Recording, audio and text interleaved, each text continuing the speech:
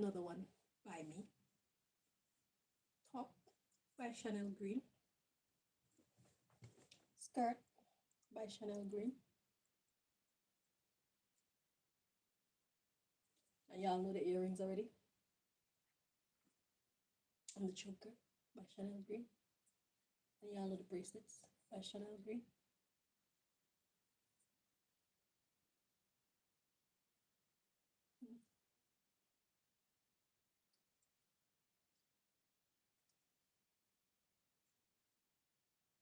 I am survivor.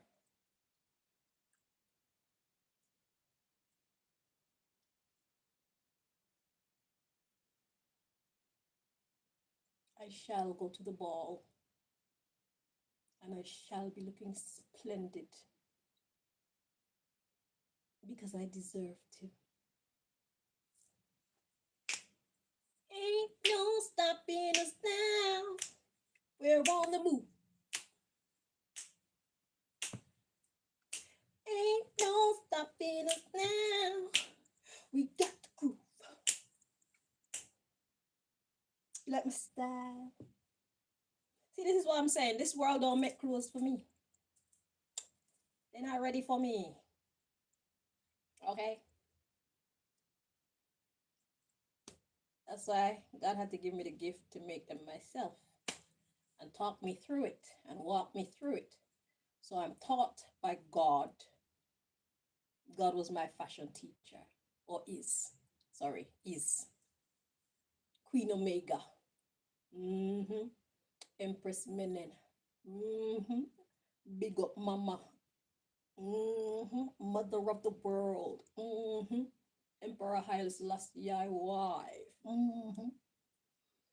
Big up Marcus Garvey. The God of War. Big up Emmanuel. The Prince of Peace. Big up King Selassie. Lion of Judah. Represent for your God like me. Alrighty.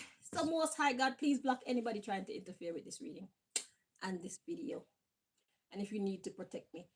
I was hearing you ask you to protect me like out loud, but I'll do it for you out loud, but I know that I'm already protected. So if I have to ask for you to protect me out loud, because maybe some little idiot need to know that, then please protect me too. Amun. And I thank you so very much. Shit. If I wasn't protected, y'all would have got me already. It's because I'm protected why I'm still haven't been gotten got. Duh. Excusez-moi. Big up Empress Menen. And King Selassie. Marcus Garvey, God of War. Emmanuel. I got that from somebody's song. The part.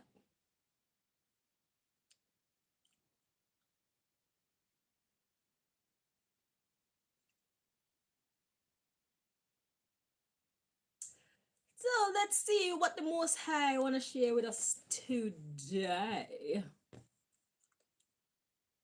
Rasta God to the world. Rastafari to the world. King Selassie to the world. Emperor Haile Selassie to the world. Empress Menenai, the Queen Omega, the Alpha and the Omega to the world. The question is, if God had to come to be a living example to us humans on how to be a better person, God had to come in the flesh, right? And I imagine all these names that we hear, like Mohammed, um, Buddha, um, Emmanuel, aka Jesus, um, the Emperor and Empress Menen, Emperor Haile Selassie and Empress Menen. These are all bodies that God took on to dwell amongst us in the flesh, right? To be that living example of how we can be better people. But my question is, who else? What other bodies did God itself, in all its glory, come amongst us and inhabit? And we didn't know.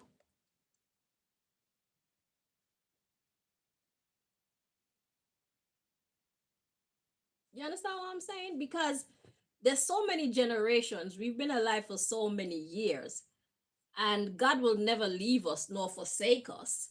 So that means that God always has a living example around so that people can see a different way to be. Because God is the way, the truth, and the life.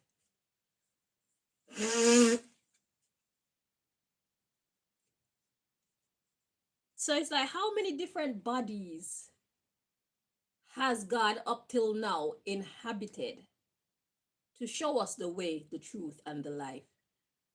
And how much more will God use in the future? Because like me, for example, I'm just a representation. Okay, I'm just trying to develop the goddess in me and trying to be respectful to God's laws and rules and advice and things like that. So I'm not one of those bodies like Emmanuel, aka Jesus. See, now that's straight God in the flesh. King Selassie and Empress Menen, that's straight God in the flesh. For people like me, I'm just a representation of God in the flesh. You see the difference? So it's like, how many times and how many different bodies, how many characters that we know of throughout history that was actually God in the flesh and we missed it? And is God walking among us now in the flesh? And what persona this time? What name? Because back in that day, God called himself Emmanuel, aka Jesus, the Son of God, right? And then, most recently, God called himself Rastafari, Emperor Haile Selassie, and the feminine was called Empress Menen, right? So, is God among us now in a particular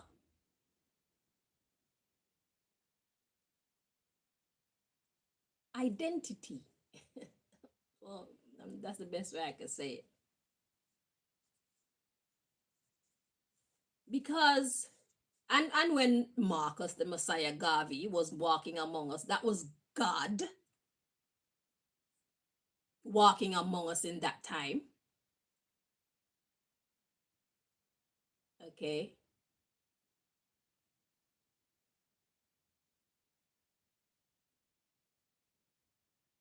So this Allah character. Now, with the Allah story, it's related to Muhammad, to the best of my knowledge. Don't quote me on that, but I feel like the Muhammad would be representative of Emmanuel, aka Jesus, in that religion or in that version of religion.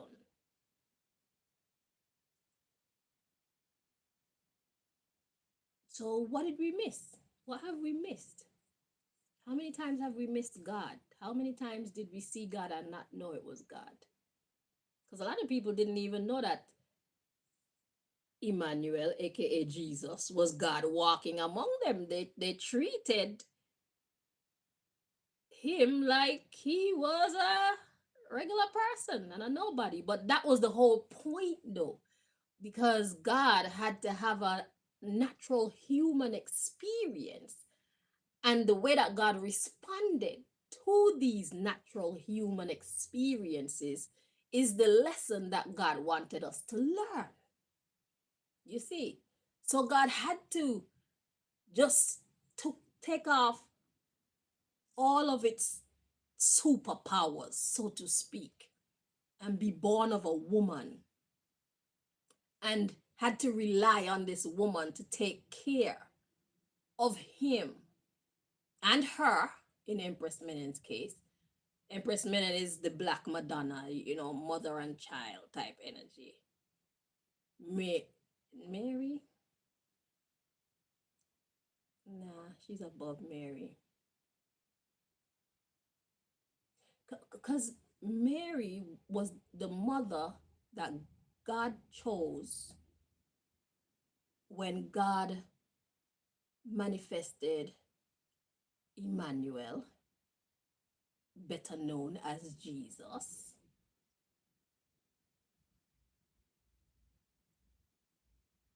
And then the woman Elizabeth was the mother that God chose when it manifested as John the Baptist, who is Marcus Garvey, by the way, back in those times. Same person. John the Baptist, Marcus the Messiah, Garvey, same one, right? But not to confuse you.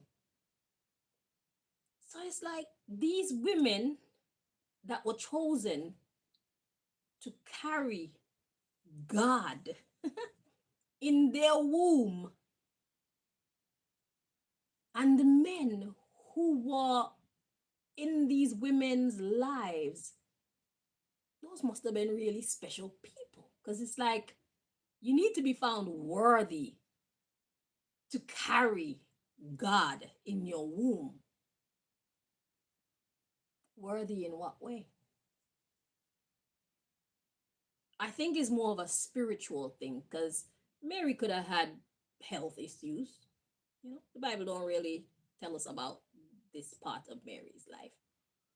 But spiritually, psychologically, the programming that the child needed to get in order to set him, and in Empress Menen's case, so all of them, on the right path, whoever they chose as the mother and the father, they had to be of a highly intelligent and highly respectful psyche.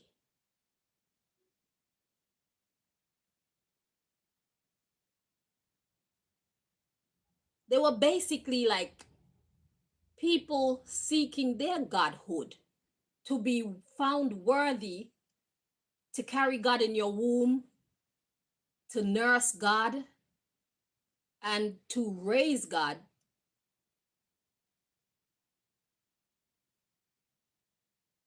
They had to be very special people in their mind, because if their character was disorderly, then that's what they would have programmed these representations of God with. And God couldn't have that. So these must have been people that were already on their journey seeking God, trying to live up to God's laws and advice, so that they could at least be foundationally worthy of carrying God in their womb, nursing God, and raising God.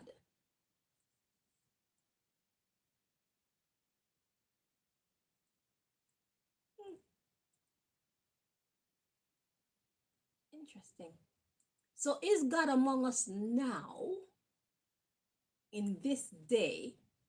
And which character is it? It's not me.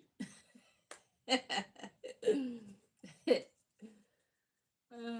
not me. I'm not Queen Omega either. I'm not Empress Menen either. I'm a daughter.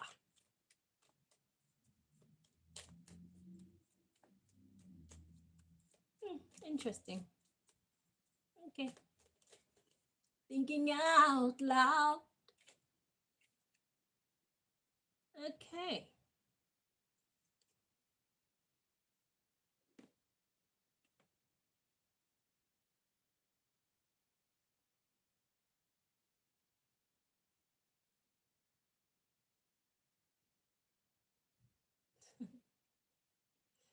Okay, now I get it.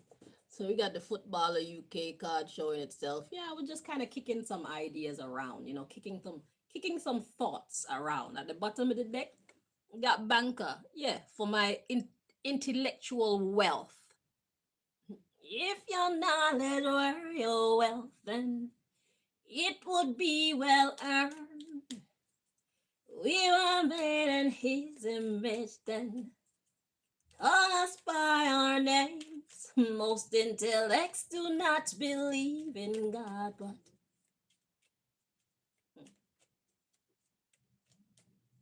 they fear us just the same.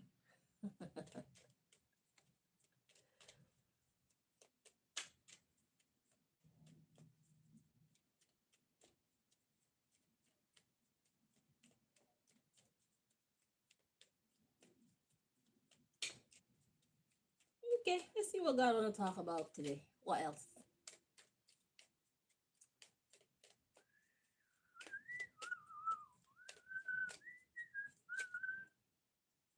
You've got mail.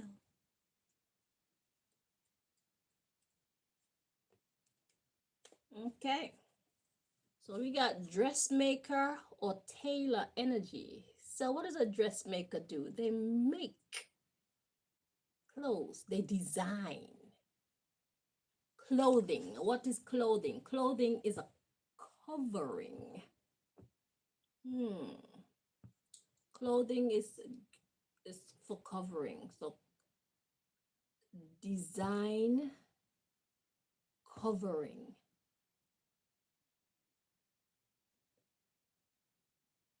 So if this was a reading that's based on a specific person, then it would be saying that this person is a dressmaker, okay, or tailor. They're in the fashion industry. But if God is using this as a reference for a psychological reading and a sociological reading, then we'd use the word design a covering. Okay. Hmm. Let's see where God is going with this one. Yeah, so design, dressmaker, tailor, they design coverings. Okay. Dressmaker, tailor, design coverings for clothes. Okay. For the body, sorry, for the physical body. But in a psychological reading, this would be talking about someone or a group that design covering for dot dot dot covering. Covering can be used for protection. It can also be used for uh, hiding.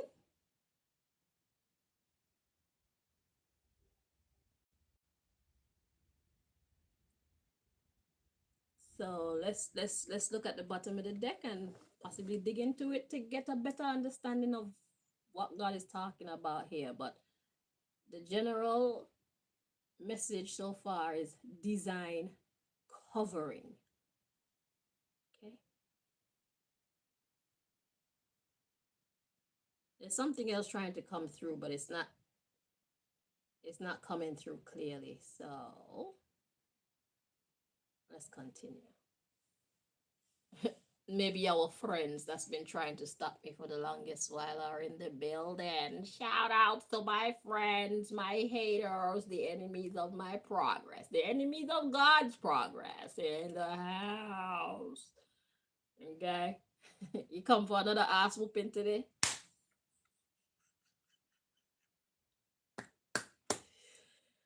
Have you come to be embarrassed yet again? All right. You shall have it. Yeah, look, see, psychologists. So in a this is a psychological reading.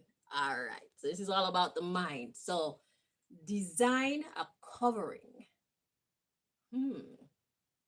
And the underlying issue is the mind, our psychology, what we know.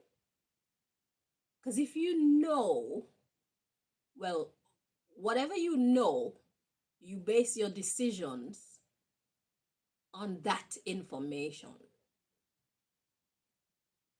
But the message is design covering. Covering could be protection, but it could also be used for hiding things or adorning things, making things look good, or even to aid something else.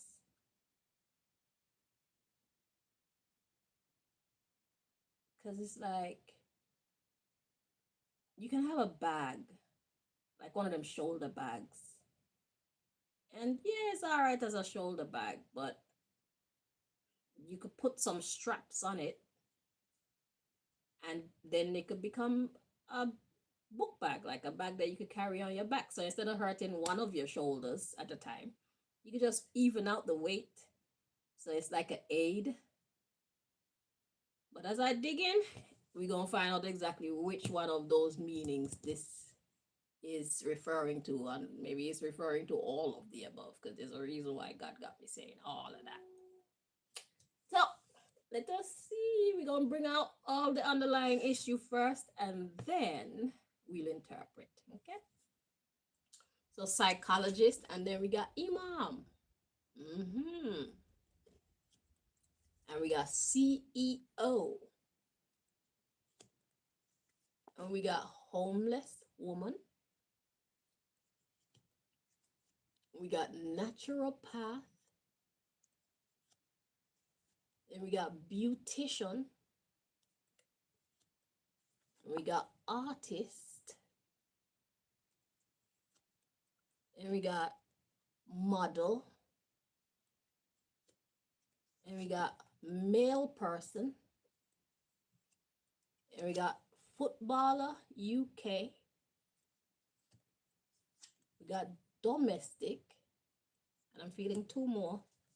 We got secretary. I'm getting secret with that one. Let's see. And then we got a cab driver. Coming next in succession, we have singer. Okay.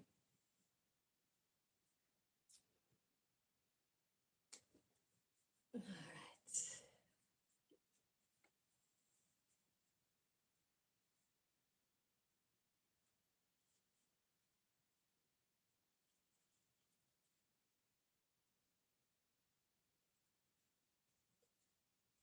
I'm getting all type of thoughts in my head right now. I can see the enemies of our progress are hard at work today. Y'all are so sad. Don't I look great, enemies? What do you think of my outfit? I made this top.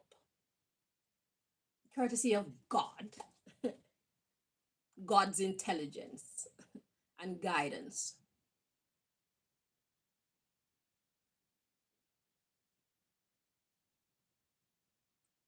And then the skirt,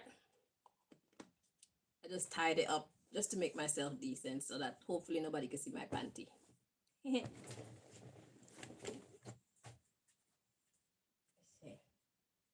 Yes, so I made this top.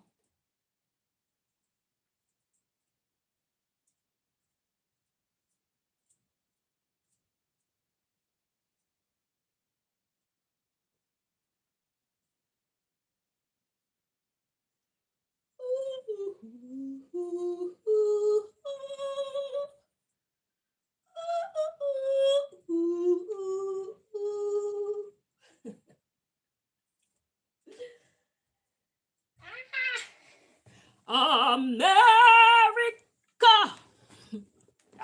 America, God sheds his grace on thee and crown thy good with brotherhood from sea to shining sea.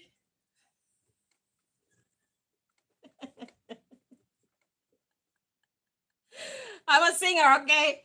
I'm a professional. All right? Okay. Let's continue with our work. Because all that is my work, you know. I'm an entertainer and I'm an oracle and I'm a fashion designer, clearly. I'm a dressmaker, a tailor. I'm a can I let you in on a secret? Yeah. This is just 2 pieces of cloth. That's it. And a whole bunch of safety pins. And these 2 gold thingy majiggies here. Yep. So y'all bitches out there who been getting jealous, that's what you're jealous of. 2 pieces of cloth and some safety pins. And a knot. A knot here and a knot there. That's what you're jealous of. You want to see the safety pins? Let me show you. So this, when I take this off, this don't exist anymore. And it's okay. Because I can make more. And if you steal my design, you will pay for it. You will pay me or you will lose. Because y'all need to stop being deadheads and connect with the divine so you can get your downloads too, so I can be inspired by your designs instead of coming around here and just looking for fucking scraps like a vulture, a bumbleclad vampire. You can check the source yourself. Okay? God got a lot. As a matter of fact, God has your portion that you've been neglecting while you're going around trying to steal from everybody else. Using everybody else's intellectual property to make money for yourself. You're going to pay for that. All of you who've been stealing my designs, all of you who've been stealing my intellectual property, all of you who've been stealing my content, y'all going to pay for that. It's not free. So enjoy whatever harvest you got coming in from my work, from my intellectual property that God gave me. Enjoy, because you're going to pay for that. Remember, me tell you so. So you're not surprised when the debt collector comes knocking at your door. Okay?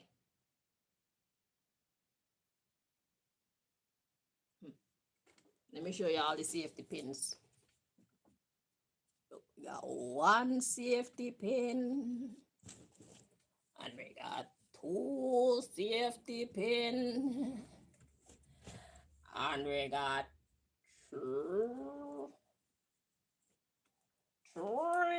safety pin. And we got a nut and a nut. And another safety pin. That's what y'all are jealous of, okay? And when I take this off, this outfit will not exist anymore. And that's okay, because there's a lot more where that came from.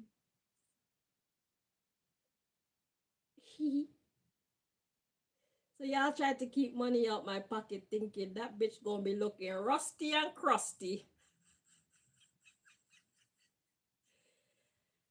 Ooh! Not. I look better than you. All their name brand clothes that you got, they don't got nothing on me. They're not on my level. Your shit costs 300, 3,000, $12,000 or pounds, and you still can't come close to me. Ah, ah, ah, ah. I'm swaggerific. I'm so swaggerific. I'm swaggerific. I'm so swaggerific. Yeah. I'm swaggerific. I'm so swaggerific. I'm swaggerific. Yeah. I know. I'm swaggerific. Yeah. I'm so swaggerific. Yeah. Big up all the dance hall artists. Big up all the Jamaican superstars. Okay. We give you thanks for your contribution in the grand scheme of things. Okay, wait, take that back. Big up all the positive Jamaican artists and the positive Jamaican superstars. We give thanks for your contribution to society. You have brought us many hours of joy and upful, happy music to make us move and make us sing and make us feel alive. And we hope that you can find your vibe back to do it again in the future. Because I see y'all trying, but some of y'all are going in the wrong direction. Okay? You need to stop trying to satisfy the crowd. Stop giving these idiotic people what they want, and let's get back to giving the world what it needs. Stop put fuckery music out in the world because I give Jamaica a bad name now. Y'all are bringing down what you have built up so mighty and so powerful. Worldwide. Jamaica to the world. Stop worrying about these idiotic, small-minded, lustful, disorderly audience and give them what they need. Stop giving them what they bumbleclot want, because they're fucking up your soul and they're fucking up your karma and you're fucking up society.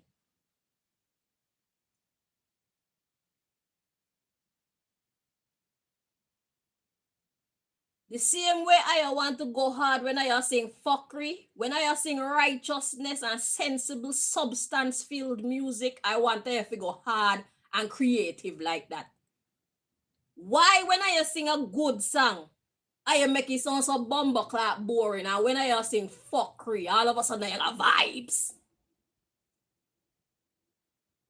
If you sing the positive song with vibes, then people gonna sing it and don't even realize. Let's get back to what God has been using you all for at least decades, possibly even centuries.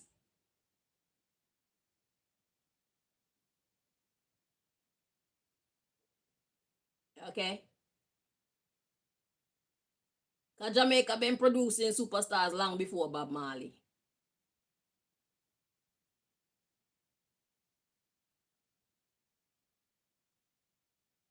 Don't let these people make you feel like you have to compromise your moral standard to fit in with today's society. These people don't know what the fuck they want or need. You are the master.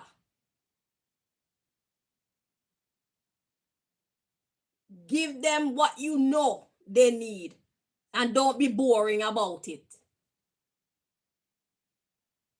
That's why I not make no money like that. That's why I not get no requests like that. The industry is dead. They don't know what they're doing and they're killing off whatever is left of you and your talent. They want people to put out devil music. And that's exactly why the industry is dying. Get back to ministering to life. Get back to ministering to love. Get back to ministering about good vibes. Get back to teaching about the ills. A lot of things have taken place since reggae and dancehall music started. Now y'all got some new things to sing about, some new fuckery to talk about. It's not hard to find music. It's not hard to find something to say, but you know what happened? Are your soul gone cold, the fire. Did God disappoint y'all or something? Or y'all think that God has disappointed y'all? Y'all don't understand God. God has never left you. You might feel and look that way, but God has never left you. God has never given up on you. If God be sending me here to talk to these people who committed so many more crimes than you, God be sending me here to remind them that God loved them, God definitely still love you. You see me? And you see, when it comes to Rastafari, Rastafari has been infiltrated by the enemy to keep us locked in a box, making us ineffective, making Rasta life cold and boring. There's a time for everything, but they have used the psychology to lock us off in that frame of mind where we think small.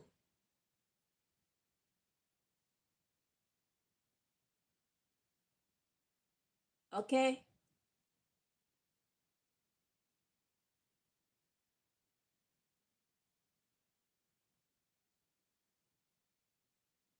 You don't have to be perfect to be a Rasta. You don't have to be a perfect Rasta according to how people teach you Rastafari go. Do what makes sense to you. Consult with God and let God tell you. And don't watch how these other Rastas condemn you. It's time for us to break free from the chains. Life has moved forward.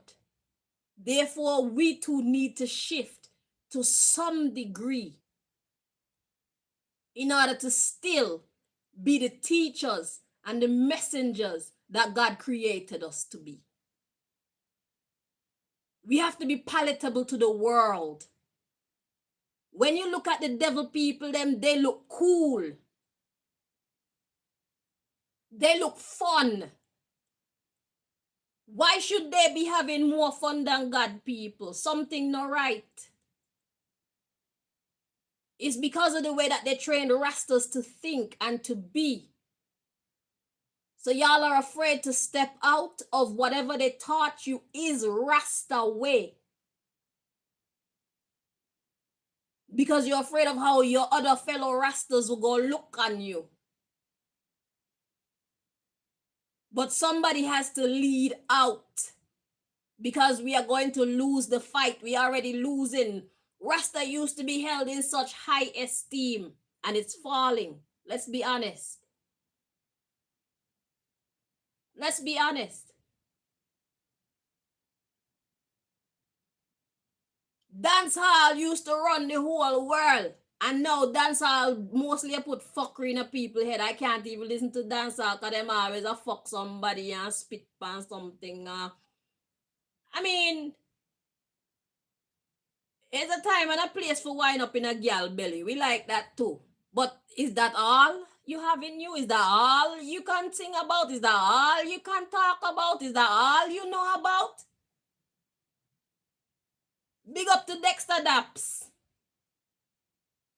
Me not really want to call name like that because there's so many of you that still doing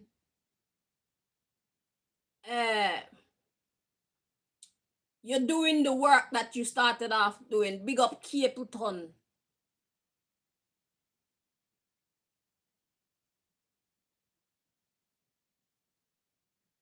Me not really want to call no name because me not try diss nobody. Because we all have the right to fall from grace. We're not perfect. We gonna fall from grace sometime, but get back up. Don't let these people tell you who you are. Don't let these people tell you what you represent. Rasta supposed to be a leading example in the world of how to behave.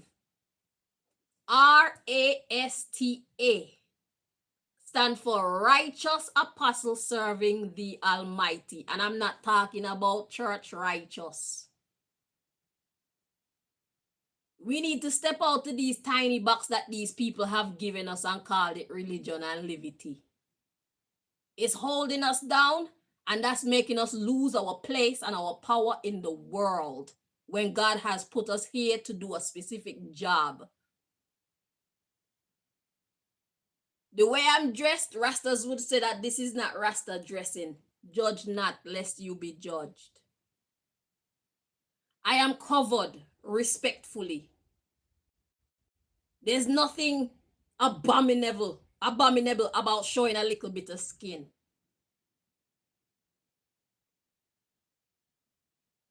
Let the world see that God made you beautiful, Rasta woman and Rasta man. The devil people, they're showing the world how beautiful they are. And even if they don't like their song, they listen just because they look good. Make yourself look good. You don't have to be militant every day. Live. Be free. Be you.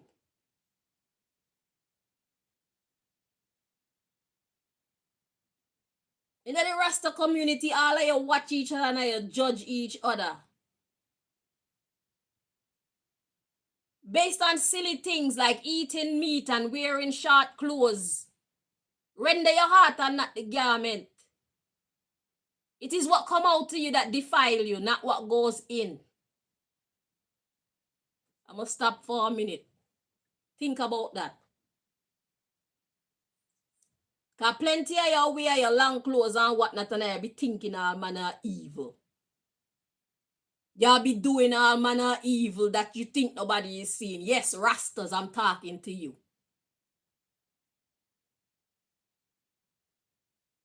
You know who you are, you know what you've thought, you know who you visited in the dark, and you know what you have done as Rasta. And then in the daylight, you act like you're just the most Rasta-ist Rasta.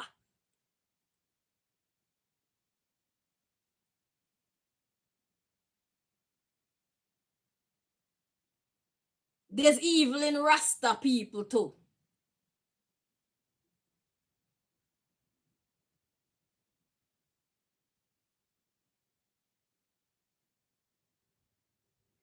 Imagine they tell we can't eat meat and we can't eat vine foods and whatnot, but nobody ever come and gave us a list of what we actually should eat nutritionally. Because if you're gonna give up the protein that's in meat, you have to know how you're gonna replace that protein content. If you're gonna not drink cow milk and whatnot that have calcium in it, then somebody need to tell you where do we get calcium from to replace that so we can have healthy teeth and healthy bones. That's my problem with Rastafari. Y'all want to take away this and take away that and take away that and bun shampoo and bun toothpaste and bun this and bun that. What are you giving us to replace all these things? I don't hear not Rasta teachings about that. And that is not okay. I walked the walk and I escaped these rules.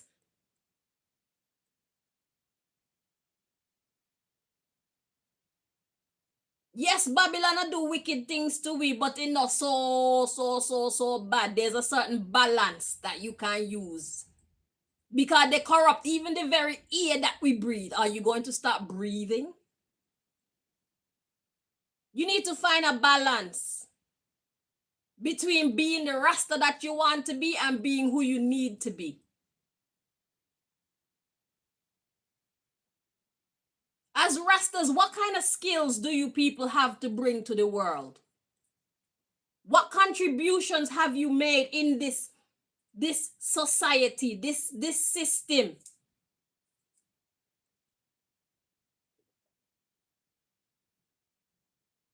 All you do is dress up in your militant clothes and put on badge, and just talk a whole bunch of crap over and over and over and over and try to make yourself sound dreadful. We don't need dreadfulness. We need solutions. We need action.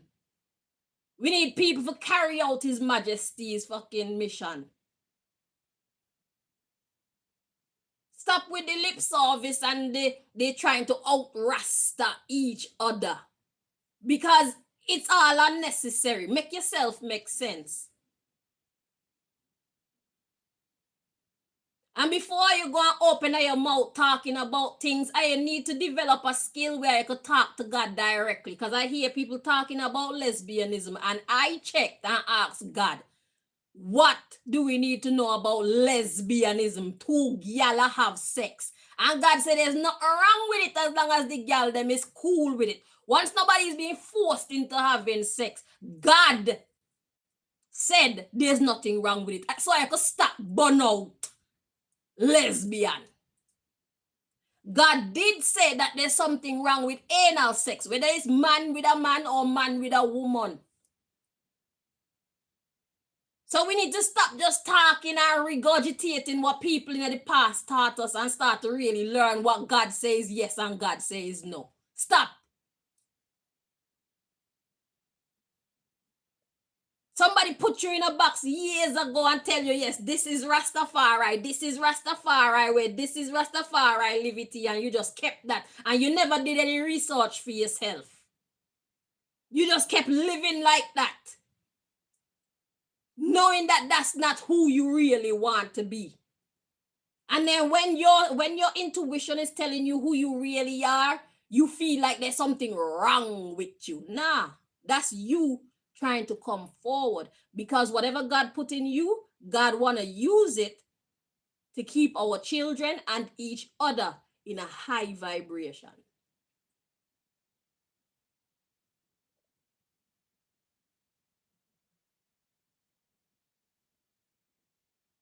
Because Rastas naturally are people with good principles. But how are people going to know? You don't interact with people.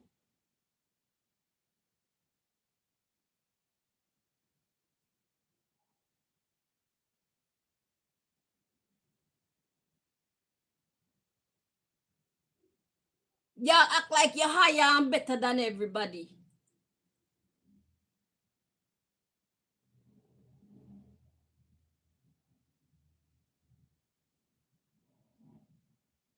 What exactly is your purpose here as a Rasta? What are you doing? What have you done?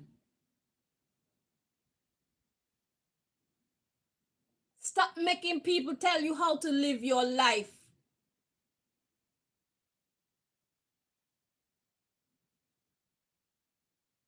Even Bobo Hill has been infiltrated. Because I don't know what this 21-day purification where you lock where your woman for 21 days out of the month is all about. That don't make no sense to me. And this rule about not eating vine foods, that don't make no sense to me.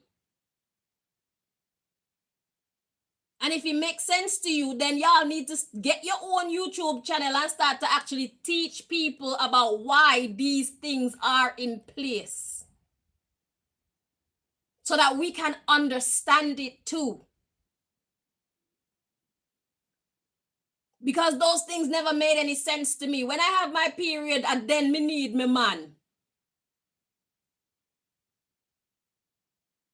I don't need to be locked away in a place with some other women who are also seeing their period. And people are people, even they are Rasta. Some people don't have good hygiene. Why you gonna put me in a house with a whole bunch of other women where I see them blood?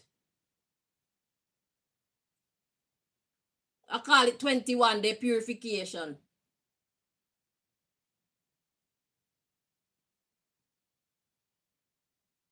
What is that?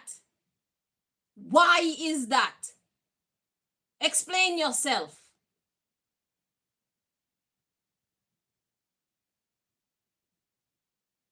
Fair enough, you say we're not supposed to eat meat. Meat is an abomination. And what are we supposed to eat to have a balanced diet then, Rasta?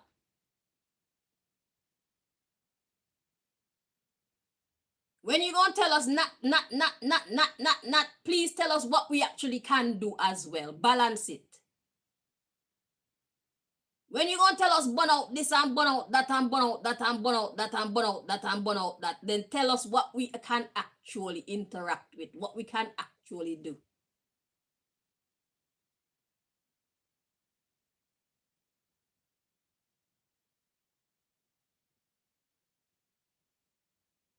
Rastas are supposed to be intelligent and in the community,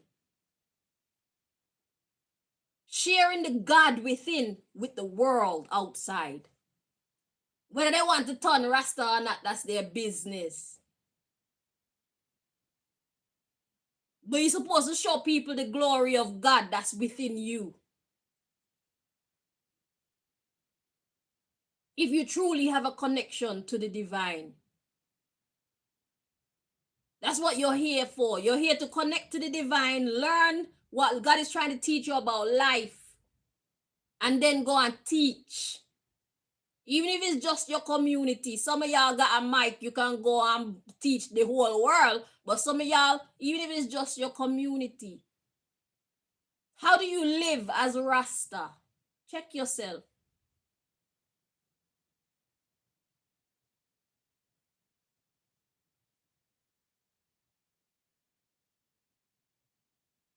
Rasta is more than just saying no to meat and not wearing any short revealing clothes. And possibly even not saying coarse words. And not eating vine foods. Rasta is a lot more than that. Look at what Emperor Haile Selassie came here and did. With the Universal Declaration of Human Rights Charter.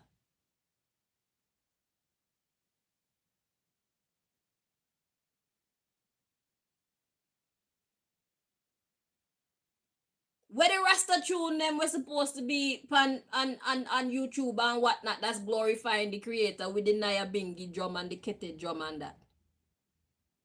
Where are those videos?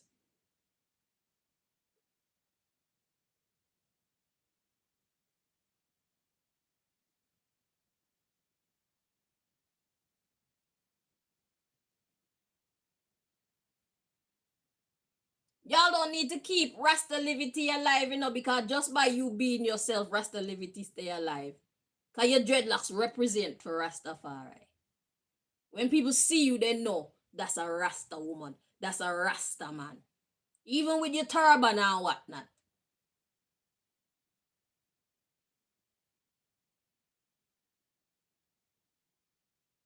How do you make money for your communities that you live in? What do you do for money? Rastas.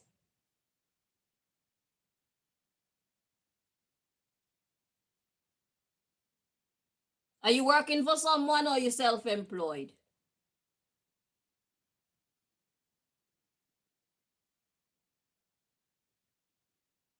Because I'm going to tell you a story about myself, you know. Since I was about 8 years old, I started to learn how to plait here. Okay? And I became very good at it. And I met my baby father in 1999. And he wasn't rich. But I started seeking Rastafari from 1998. Right? Or 1997, sorry. I started my Rasta journey in 1997. So I met him in 1999. And like I said, he wasn't rich. And we had a baby in the year 2000. And we needed money. We lived in his parents' house. We lived in his parents' house. And he wasn't making a lot of money. And I had an ability to plait here. Did you know that this man fight me? I had to fight for my right to start my own business to plait here. You a Rasta and I'm a Rasta. Or he's a Rasta and I'm a Rasta. Okay? And his logic was, what is a Rasta woman doing plaiting here? And my answer is, we are broke and I have a talent to plait people here. I don't see the problem. And we got into an argument over it. I had to fight this man. I had to fight for my right to use my God-given gift that I've been working on since I was 8 years old. By that time, I was 21. So that's how many years I've been plaiting for free. And now life put me in a position where I need to make money and I have this skill. And he want to fight me and tell me I can't be a hairdresser because I'm a Rasta. This is the type of mindset that Rastas can fall into. When God gave me that gift to provide for myself and those closest to me. I understand his logic, but I understand my logic too. Because I'm not degrading myself. I'm not degrading Rastafari. What's the difference with plaiting somebody here and plaiting grass together to make grass mats? If the people them want to relax them hair or put braids in their hair, let the people them do that. Why is it that Rasta have this mentality where they have to make everybody into Rastas? Live and let live. If somebody see who you are and how you are and they like it and they choose to be a Rasta, let them. It's their choice. If they see who you are and how you are and they don't choose Rastafari, let them. It's their choice. Let me tell you another story about me and Rastafari. Rastafari living according to how they taught it to me. Before seeking Rastafari, I used to be the life of the party. I used to be the dancing queen, or one of them. And then they got me in the mind frame that the music and the dancing, it's an abomination unto God. So I stopped dancing. And I stopped listening to their music.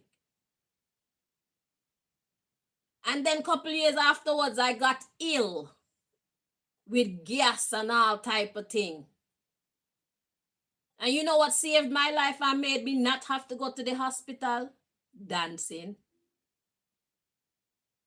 Moving my ass, shaking my ass, whining, going right back.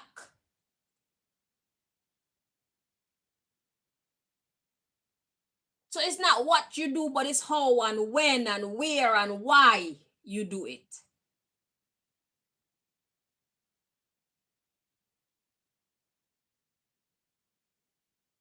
So I gave up these things because I'm seeking Rastafari. I throw away all my sexy clothes when I sight up Farai as well. And I used to take my baby father shirt and the skirts. I used to have long skirts by then. I used to take his shirts and wear them. Because apparently it was abomination to wear a fitted shirt. And most of the shirts I had were fitted shirts with my long skirt. That's how I used to dress at first when I sighted up Farai. And then these people want to make me feel like I'm dressing like a harlot by wearing a fitted shirt. Or a shirt that got like a slit that come this side. Or I was a very stylish girl before Rastafari. So I threw them away because I thought to myself, well, I want to live for God. That's a priority for me. So I threw them away. And I used to just wear the big t-shirt and my long skirt.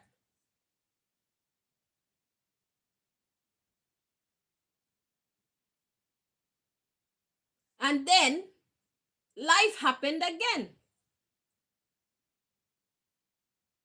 And I was poor because they they sabotaged my hair business. So I was still poor, and I do music.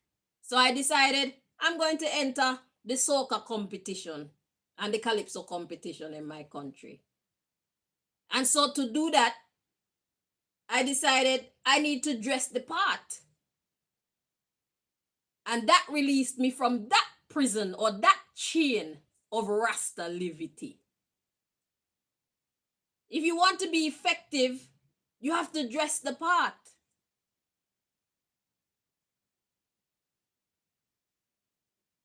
There's a line that you do not cross naturally. But it released me from the prison, the psychological prison of what Rasta is and what Rasta is not, what Rastas should do and what Rastas shouldn't do.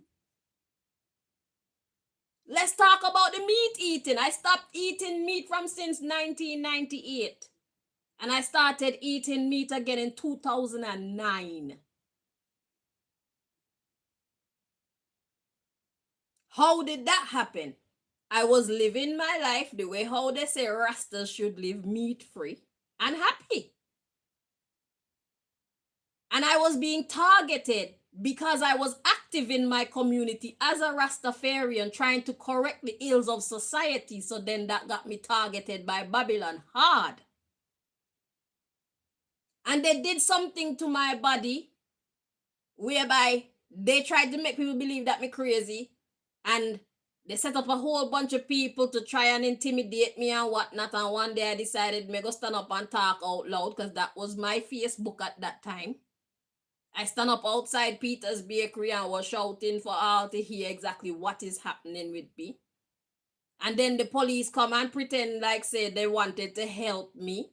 Took me to the police station, asked me what's happening. I'm telling the man the story. He's not writing anything. When he was finished taking my statement, he sent me over to the welfare place to get money because I was still poor, because they were working on my financial situation, still trying to keep me poor, successfully keeping me poor. So they say go over to the welfare place and they're going to give you some money so that you can buy some food for you and your child. So I went over there. When I went over there, Bernadine Collins was trying to convince me to go to the hospital to talk to somebody about anger management.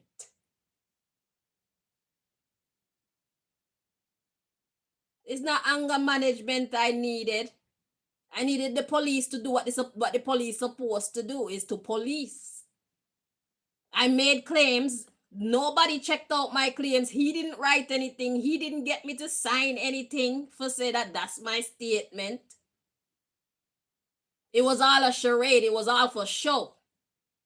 They were in on it because they are Babylon. So I was protesting, saying, no, I don't need my anger management, because I don't need anger management. But I ended up saying yes in the end, and I went to the hospital to talk to. And the man that was there was some doctor that's not usually there. He fly in that day and flew out that day because they had him there to give me the injection, the crazy people injection. So they injected that into my body. And whatever effects it had on me, it made me incapable of cooking for myself, taking care of mine and my daughter's dreadlocks. It made me drowsy all the time and all these things, right? And nobody respected my vegetarian lifestyle. So I was flown to England because I was in Montserrat. I was flown to England, thought that I'm coming around my loving mother. Turned out she was in on it as well. But nobody respected my vegetarian lifestyle enough to cook vegetarian meals for the Rastas in the house. So then I used to do my best, but I used to always feel hollow still. So I'd cook the food and I still wouldn't feel fulfilled. because of whatever chemical they put in my body. Because I've been living like this for years and me never got them problem. Okay? So I decided, you know what? Me go buy some meat. And so I bought some chicken and my belly felt full for the first time since they gave me the injection. And that's how I started to eat meat again. And I don't eat it every day like that. I don't eat it all the time, but I eat meat from time to time because I see how it affected my body. The problem is not the eating of meat, it's the overconsumption of anything. So all the things that Rasta told me that I should be, God showed me. Listen, I respect the fact that you think that that's the way to come to me. But there's a purpose for everything.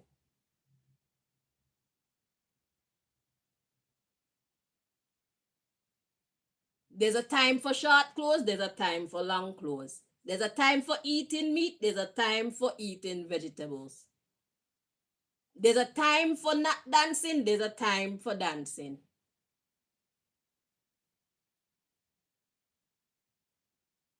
There's a time for not using curse words, and there's a time to tell somebody, fuck off.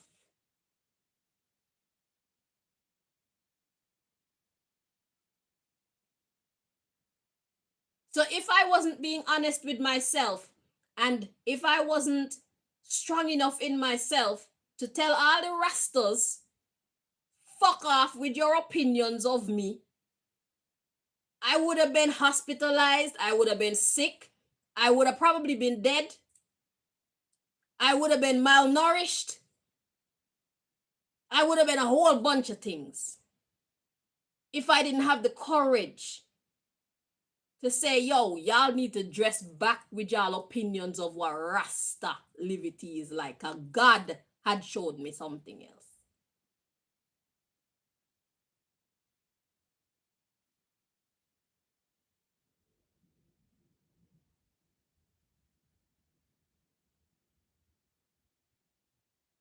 God showed me the importance of these things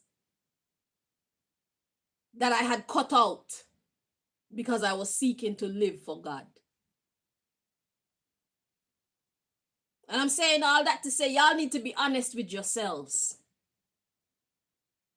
Because Rastafari livity has been infiltrated. The purpose is to keep us in these tiny boxes so that we are no longer effective in the world. Can you see how Rasta take over the world? You see the effect that Rasta had on the world. Y'all don't have that type of effect on the world right now. We're losing the people. Why? When we're supposed to be guides, we're supposed to be teachers, we're messengers, we are living examples of the Most High God in the earth. What about us is making these people turn away from us when we still have the righteous message?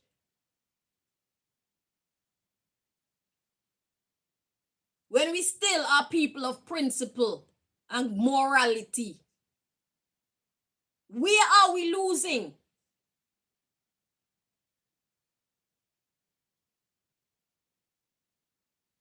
I love dressing like this, but that's one of the reasons why I carry myself like this. Because you got to be swaggerific in this world. Because these people, they're visual people. I catch them with my beauty and then I bring them to God. Gotcha. Just like these motherfuckers that are devil worshippers, they catch them with their beauty and then they take them to hell. Destruction. Nah. We going up. Over here, we going up. So I catch them with my gorgeousness that God has given me and all my talents. And then we take them to heaven. We give them a little slice of heaven.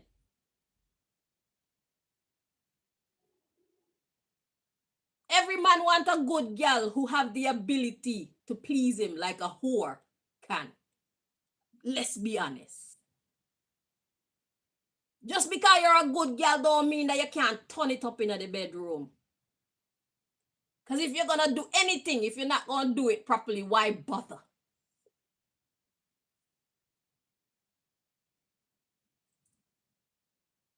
So if you're Rasta and you play holier than thou and you're not doing certain things for your man in the bedroom, these men, they're going to, which in these Rasta men, they act like these Babylonian men anyway when it comes to dealing with their woman. You're supposed to be shining examples of a respectable, loving, lasting, progressive relationship.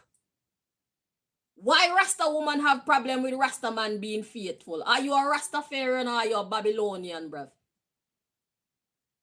Haile Selassie had one woman. And they built an empire together. Because they only had each other to focus on. And their family, their children. Why you want to be spreading your energy so thin and being in your lustful energy when you're supposed to be a representation of God?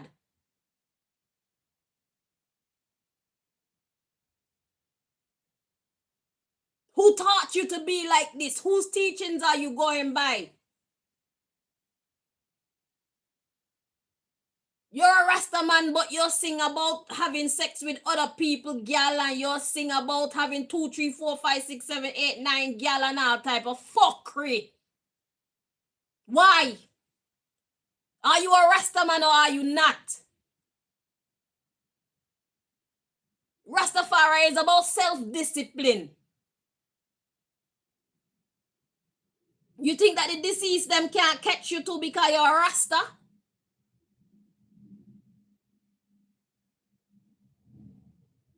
Especially if you got a good Rasta woman in your corner. You go out and have sex with other gal and make them feel like them better than your Rasta woman. She should get rid of you. She should get rid of you. Because if you want to be a Babylonian man is not for Rasta woman.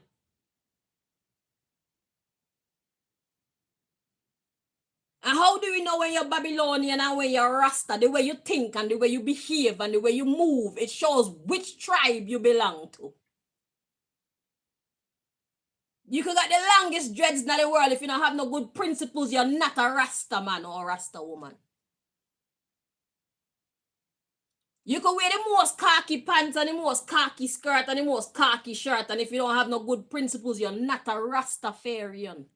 What does Rastafari represent?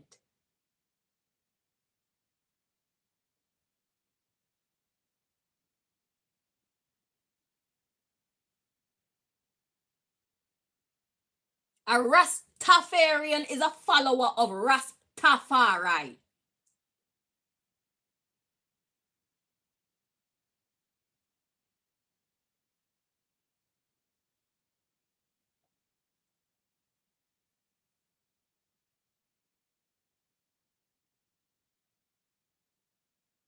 It's not about all the shallow shit that y'all be basing on and claiming said that is how Rasta supposed to live. And if you're not sure, you need to get a means to contact and talk to God. Because y'all are bashing lesbians and God say, there's nothing wrong with a woman having sex with another woman, with a woman sexually pleasing another woman, although that's not my thing. Let me just say that. So don't even try approach me.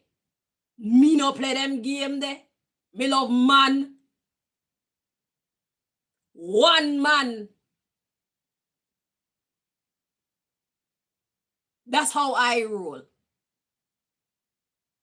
But God said, as long as nobody is forcing anybody, there's nothing wrong with lesbianism, but there's something wrong with having sex in the bottom hole. I'm sure you got Rasta man out there, sex people in their body.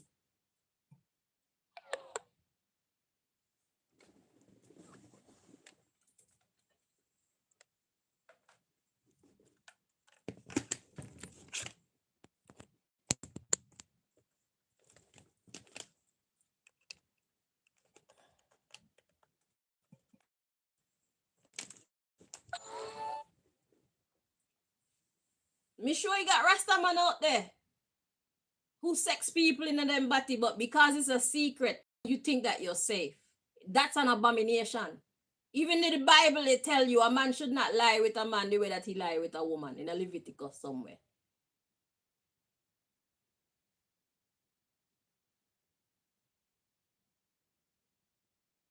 So if you're sex your woman, you Rasta woman in her body, that's an abomination. Rasta man. And scientifically, we could see why having sex in the anus is an abomination.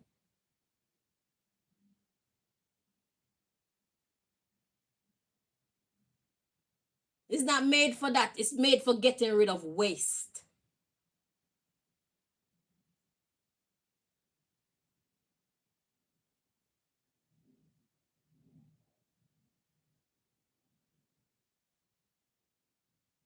Me not disrespect nobody, but if they hit you a type of how, then you need to check yourself, because y'all like to come out and go on like you're the most righteous and the most Rasta out of all the Rastas. But who are you really in the dark when nobody's watching?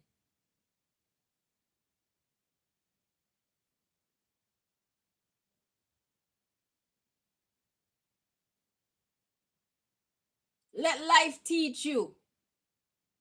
Stop listening to other people telling you what Rastafari is and what Rastafari is not. If they want to cut you out of the community, then it's time for you to leave. God has something somewhere else for you. Because you're not going anywhere wherever you're at anyway, because Rastas are very silent. I don't see y'all on videos and whatnot, and when you do open your mouth, when I do see you on video, I don't really sound very intelligent.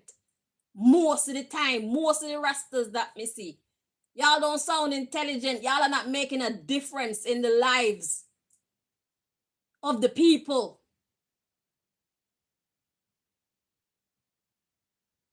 Y'all are just existing, repeating the same nonsense from years and years and years and years ago, and there's no growth. You're not giving yourself permission to grow, evolve. If you're not sure, ask God. And forget what people around you think about you and your Rasta status. They can't tell you who you are. You just keep praising Rastafari. They don't need to understand you and these new ways that you have when they thought that they got you in the box as well. We don't do boxes. We need to be effective. We can't be doing boxes. We don't live according to other people's understanding. We live according to how God wants us to be. It's time that we release ourselves from these Rasta chains.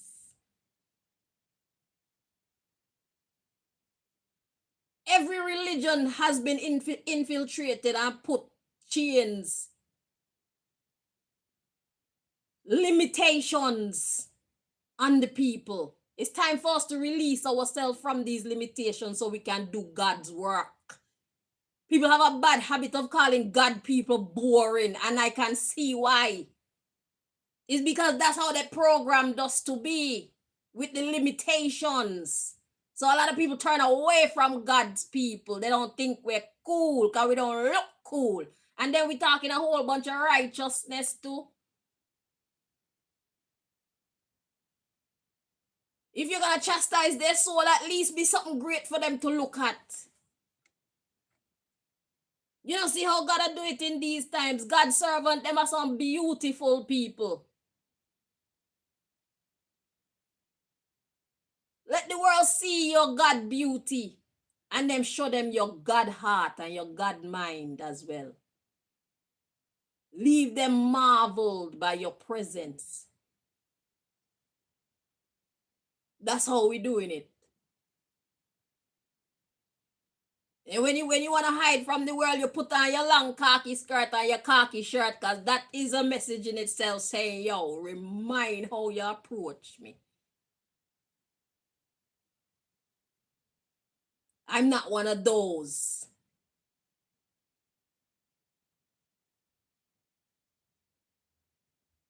But we are in competition with the Jezebels for the souls of our children and other people in the world.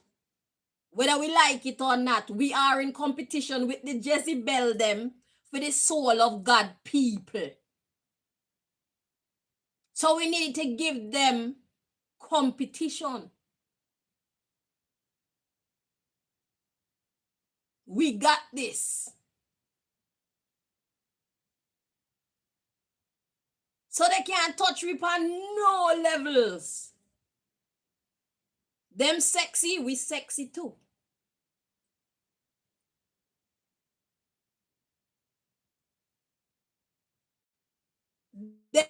Them got style, we got style too. But they're leading you to hell. When we open we mouth, we leading you to Zion, heaven. We make your life better.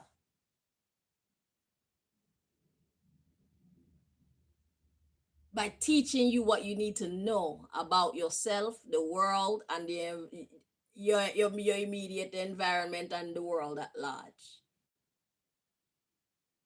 These Jezebels, they're not about that. They're about sex, they're about scamming, they're about killing, they're about drugs, they're about everything that's leading our children and our elders to hell. Now, some of our elders are caught up in their web as well. They're mesmerized by the Jezebels because they look the best. Because everybody else is hiding the glory of God underneath all them clothes.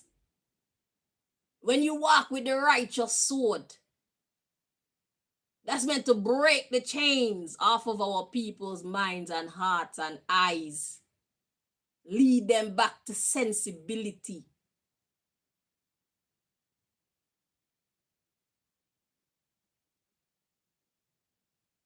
That's the problem. These Jezebels make our people nonsensical. Nonsense. And that's why Rastas we can't leave. We need to take our place in the world.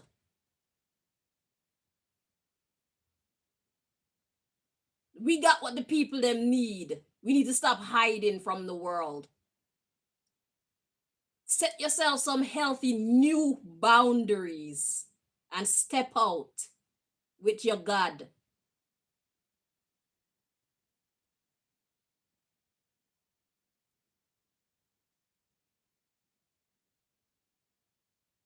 When we dress like this and men approach us and they see how we respond to them, it make them think twice about approaching any other female that look fantastic. Because they don't know if they're going to get the type of response that they got from us. First of all, as far as I am concerned, if me no approach you, don't approach me.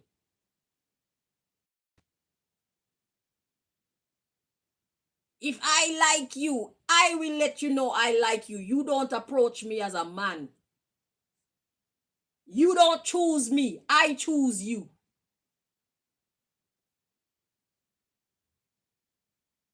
Because if I look at you and I choose you as a man, I know why I'm choosing you. But when you look at me as a man and choose me, why are you interested in me? What is your intention?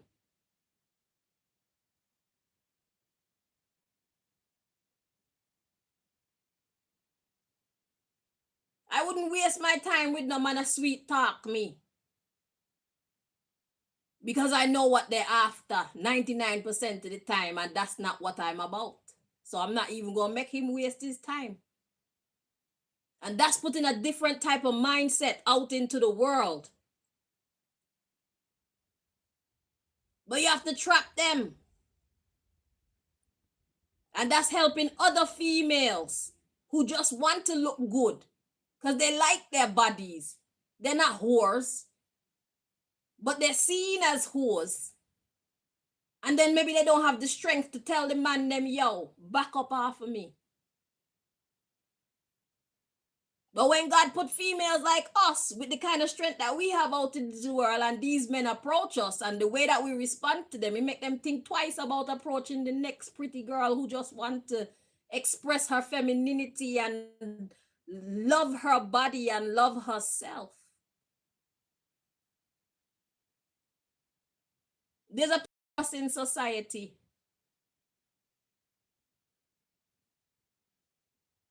as Rasta women, women who respect themselves,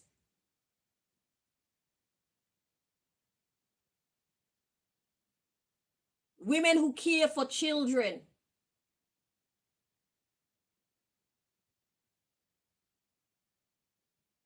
gentle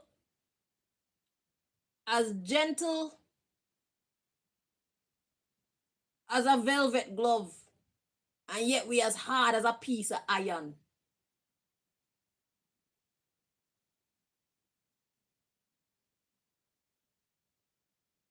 We are as gentle as a bird or a butterfly, and still as hard or as vicious as a lion. That's us. We the softest and we the hardest. We the warmest and we the coldest. It's like, which version of us do you want? It depends on how you behave. So mind how you talk to me, mind how you treating me, what you step when you're stepping towards me. Check yourself before you wreck yourself, or I have to wreck you. That's what Rasta women represent. Because the world did a whole bunch of discipline. Nobody's disciplining anybody because they themselves are not disciplined. But we take the time to discipline ourselves. So therefore, we will not settle for a lack of discipline in our atmosphere.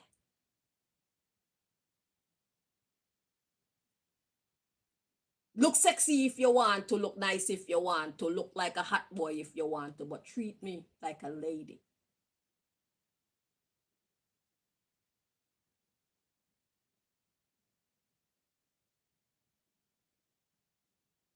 Because if you don't treat me like a lady, then there's no need for me to respect you then, because you're not respectable. If you don't treat me with respect, then clearly you're not respectable. So let's do this.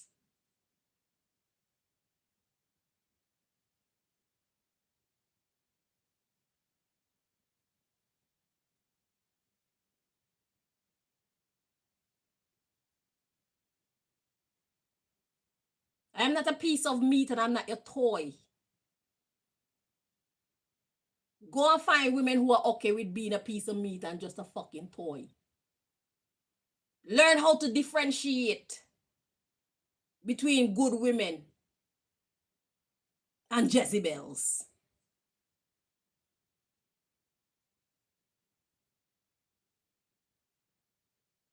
Just because we dress like this, it don't make us Jezebels. We just look fucking good and we love to see ourselves, just like you love to see it too.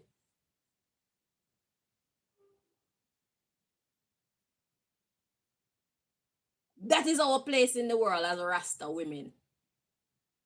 And that's just scratching the surface. Stop letting these Rastas tell you how to be a Rasta. And connect Rastafari. Talk to God yourself and get God's opinion on who you feel like you're supposed to be within you. Stop suppressing the thoughts. Stop suppressing your desires and address them. Because those thoughts and your desires, if they're not outside infiltration trying to corrupt you, they're actually who you are. And it's actually how God wants to use you to bring order to the world.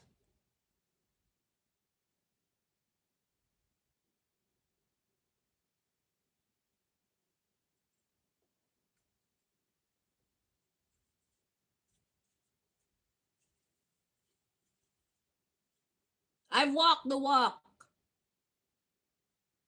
And I explained to you how I came to the conclusion that maybe there's more than one road to walk. There's a time for everything. Because the fact that you're wearing a little piece of shorts, it don't make you a whore. It make you sexy.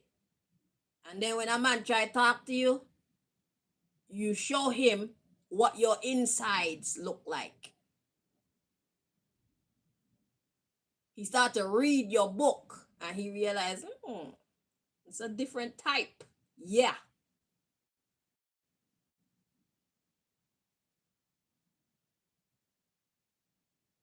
And we can give your Jezebel them a run for their bomber clap money. We give your Jezebel them competition. They don't compare with us though. Because not only do we have the look, we got the intelligence that the Jezebel them don't have. And we got the decency that the Jezebel them don't have. We are heaven. A man wants a woman by his side that he can feel like, yeah. Just like we want to be able to look at our man and feel like, yeah. So man, you better check on yourself too. Keep yourself fit and sexy and hot. We don't do dad bods over here.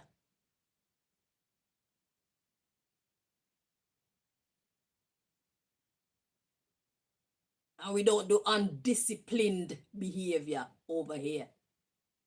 So you could look scrumptious. Let the woman them drool over you, and then when they try to approach you, if you have a woman, you let them know, yeah, you don't rock that way. Let them see a difference with the type of men that are in the world. He look good like that, and I'm throwing myself at him, and I know I look good, but he don't want me. Yeah. Not all men are the same. Some of us have self-discipline. Even though we look like heaven. Even though we look dreamy. I know I look good and I know I can have you if I want to, but that's not my principle. I don't want you. I have somebody already. Or even if you don't have somebody, it's just that shit. I'm saying no to you because I don't want you. I'm sorry to hurt your feelings, but I don't want you. I got that type of power over my body and my penis. I got that type of power over my body and my body. Most men don't have that type of power over their body.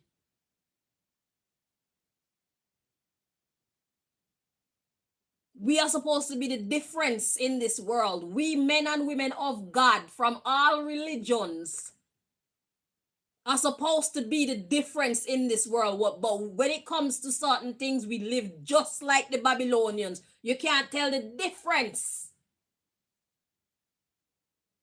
And that's not okay. Check yourself before you wreck yourself.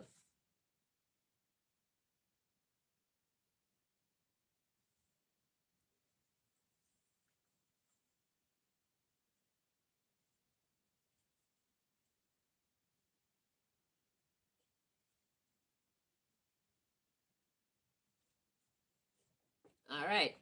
So now, let's get back to the message, shall we? So we got the dress tailor or dressmaker tailor. So this energy is designed to cover something. Aha. So seeing the whole speech that I just made, this would be Babylon, designed to cover us up, hide us from the world. And that's why God started off with the psychologist card, imam, and CEO. You see, we who are of the God thinking, we are the top of the top, the CEOs.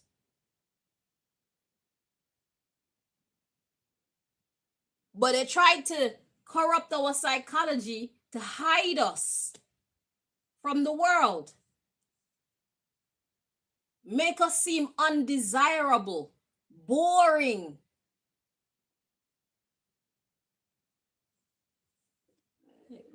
Excuse me. Let's see. We got homeless woman. So someone who is homeless is someone who is that they don't have a place.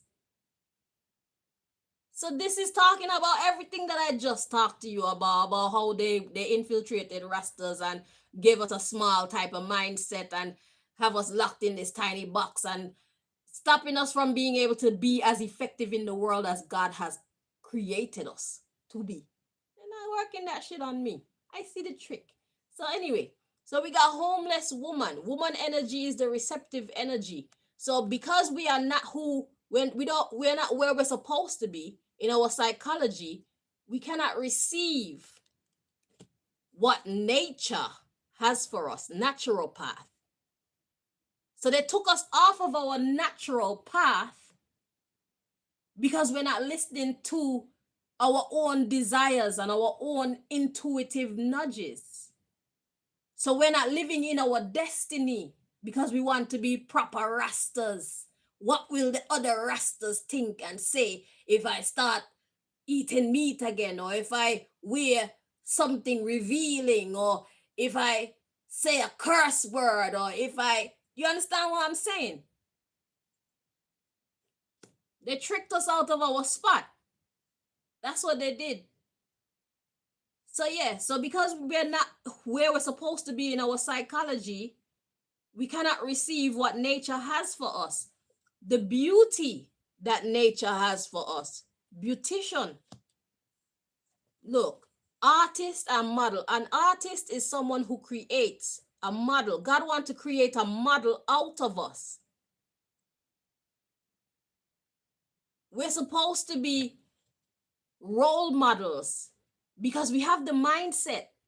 But when people look at us, they don't, it's not appealing to them. The way how these people of today mind is set up, you have to be appealing to them. You have to package yourself well to catch their attention in the first place. These people are visual people. I'm not saying to carry yourself exactly like a Jezebel. Set some healthy standards, but you can afford to show the world the glory of the Lord on you. Let them know, say, ital is vital. And look at how pretty my skin is because I eat so much fruits and vegetables, natural fruits and vegetables and nuts. And you probably make it your business to get spring water and whatnot. You probably live in a bush somewhere. You are the perfect example to show what nature can do. But instead, you're hiding it because it's not Rasta-like to wear a little piece of shirt. It's not Rasta-like to wear a little short pants. It's not Rasta-like to expose your body. When you got the perfect body to give these Jezebel competition and you got the perfect mind to teach these people some manners, self-respect. Yes, I look good, but don't bumbleclad touch me.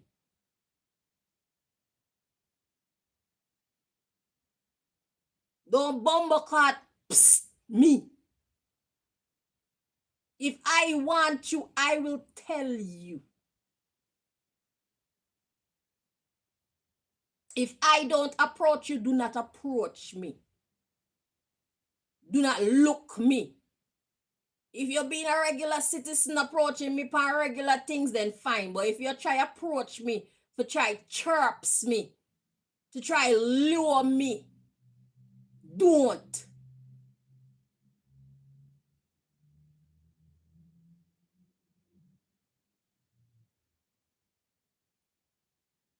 could tell them nicely at first. But yeah, we don't roll them way there. We don't program them way there.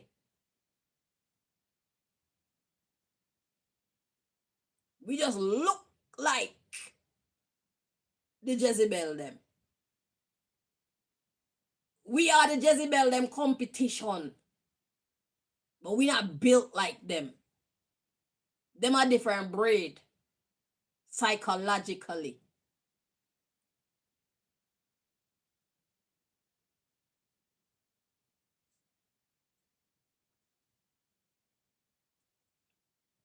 Jezebel, them I show them that God has blessed them with beauty and good shape and all type of thing. We need to show the world that God has blessed us with beauty and wonderful shape. Tough.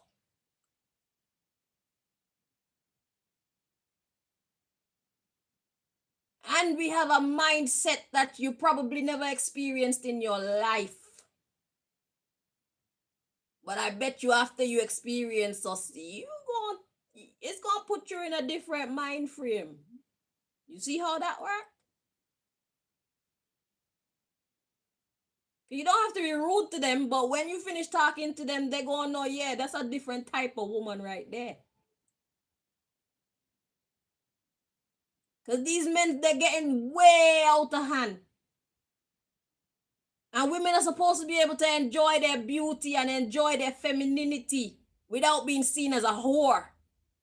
Not all of us are bumbleclad whores. Some of us just look real good and we don't mind sharing our beauty with the world.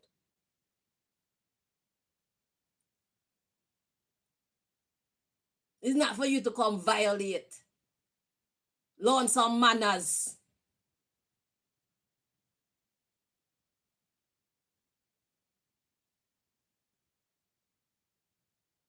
That's why the world so fuck up, and that's why men treat women so fuck up. Because not only do they look like Jezebel, they think like Jezebel, and those who don't think and behave like Jezebel, they're too afraid to stand up for themselves. Stand up for their self-respect.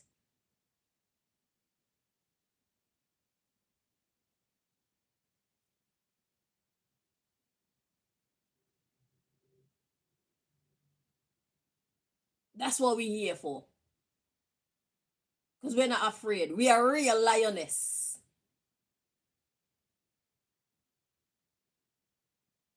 We don't just talk the talk, we walk the walk. We don't just walk the walk, we talk the talk. What you see is what you get.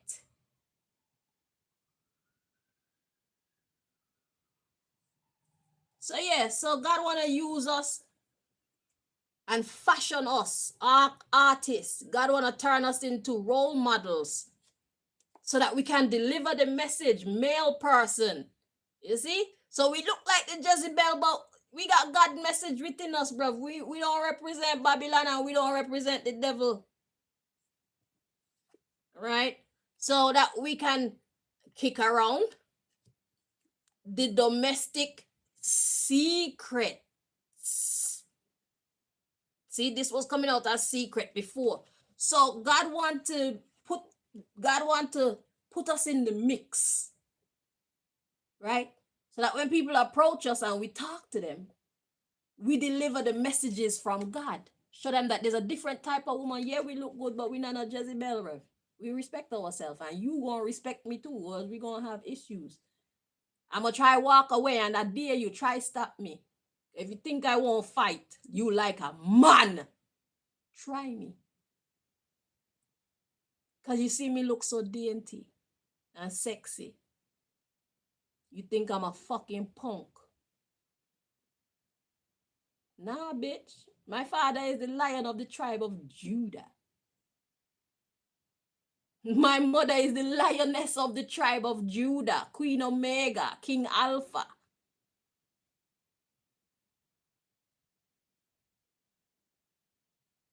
We could either be an empress or we could be the lion of the tribe of Judah. Which one do you want? That's what our purpose is as Rasta women in the world. We're not here to be like Babylonian women.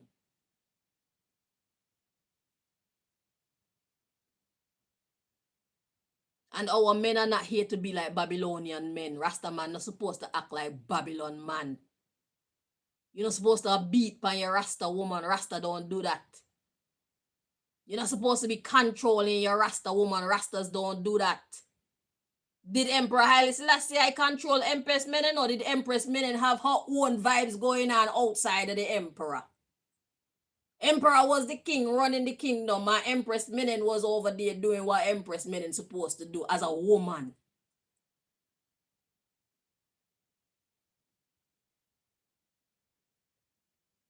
Making a difference in her vicinity. And maybe even to the world. I don't know too much about Empress Menen, but I know for sure she was doing her thing. As well as being support for the emperor.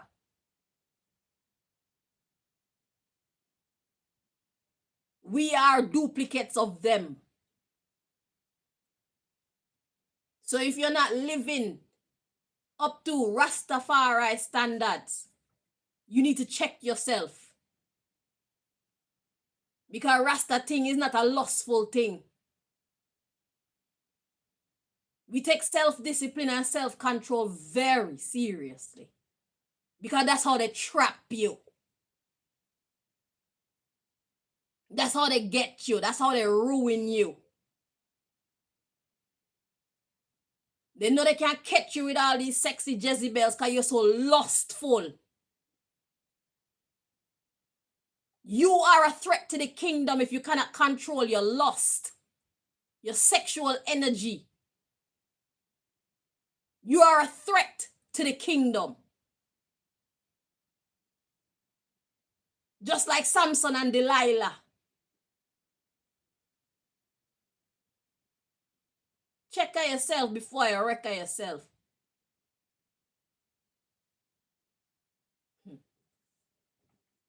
So yeah, so the kick around the domestic secrets. The domestic secrets is the way how people behave in society. They don't have no manners. They act like, and they make themselves look like they're respectable people. They make themselves look nice, but when they open their mouth to speak, they are a disgrace. When you hear how they think, they are a disgrace. They are what is wrong with society. Because they've been infected by the Babylonian system.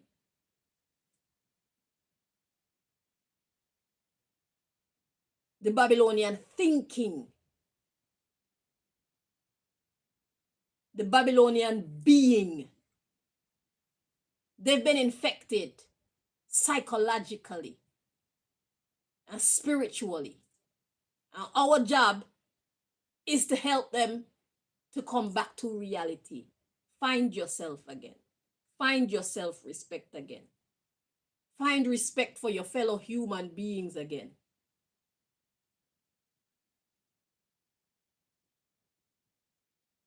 Because we're not the ones to play with.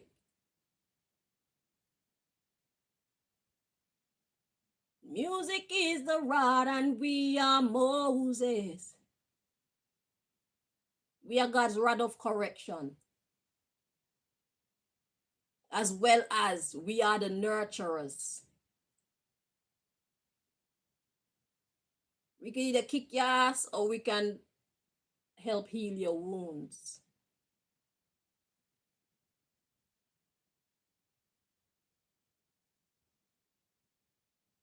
But our little girls and little boys coming up in the world, they need to be protected from these people with these crazy psychological ways.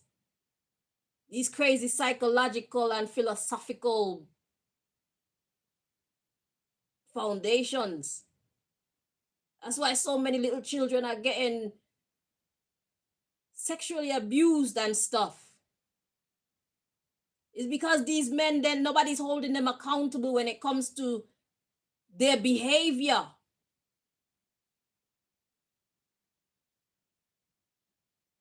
Nobody's standing up on behalf of anybody.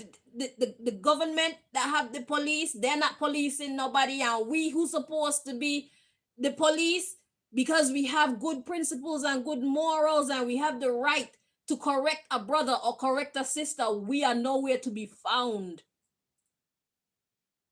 We are silent and absent. And even when we're present, we can't be seen. It's like we're not there. We are the Rastas.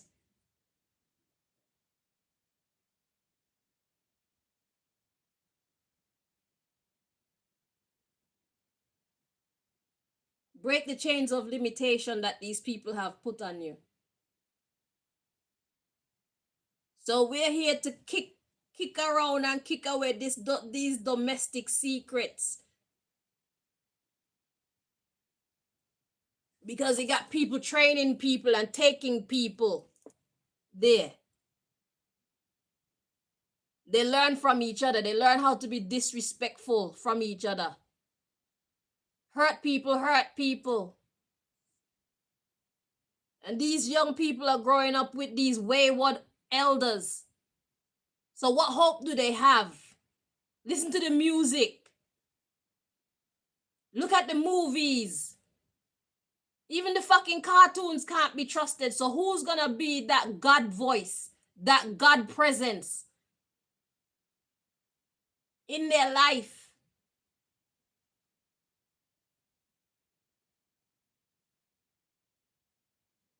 That's what God created us as Rastas to do, and other God people. So whether you're of the Muslim faith or you're of the Buddhist faith or whatever faith you're of, that's what God created us for, is for us to be in the world and not of it. Be that living example. See, I'm in the world with my dressing, but I can assure you, I am not one of those. So I am not of it.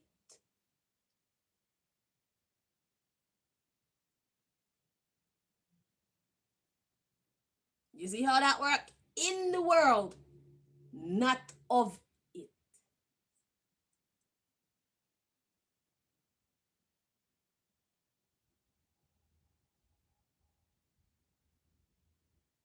Why did God make beauty if it's not for us to enjoy? Why did God make fashion if it's not for us to enjoy? Why did God make sex if it's not for us to enjoy?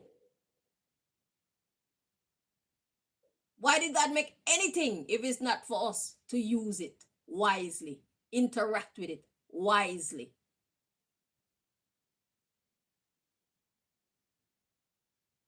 To accomplish God's goal, which is order.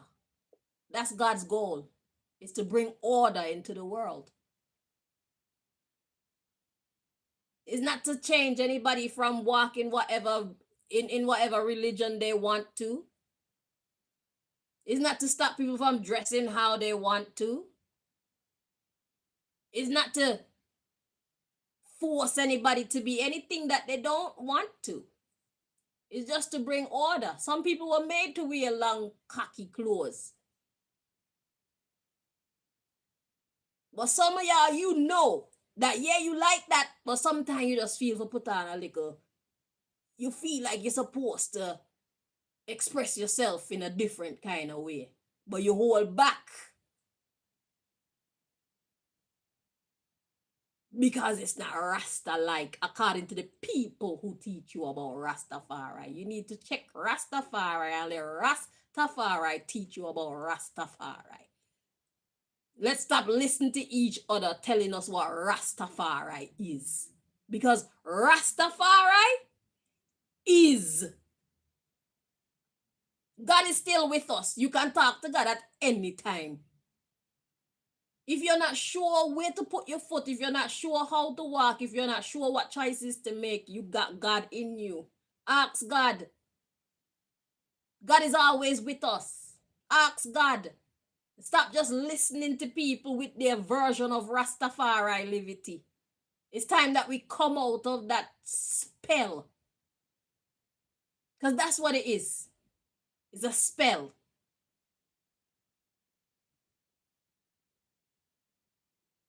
to keep us down, homeless. We're not at home in our mind, in our being, because we're not being who God created us to be. We're being who the other Rastas say we should be. So who you living for? The other Rastas, or you living for God? Up until now, we've been living for the other Rastas. Well, a lot of y'all been living for the other Rastas, because I already released myself from that spell long time ago.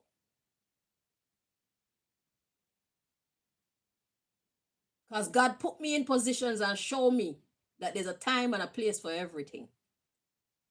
So you just need to figure out when is the time and the place for what you do and don't do. Which version of yourself you give to the world and which version of yourself you don't give to the world. I'm talking to the men and the women Rastas. It's time for us to take our rightful place in this world. Stop making Babylon make us hide. The psychological trick, is time to turn that shit off. And that's why this video is happening today with me saying all these things. I've walked the walk. I know what it's like. But let people say what they want to say. Let them say you're not a Rasta. Because at the end of the day, it's between you and your God, not you and them. Because they may be portraying themselves to be all Rastafari in front of you, but who are they in the dark? Rastafari. I know who they are in the dark.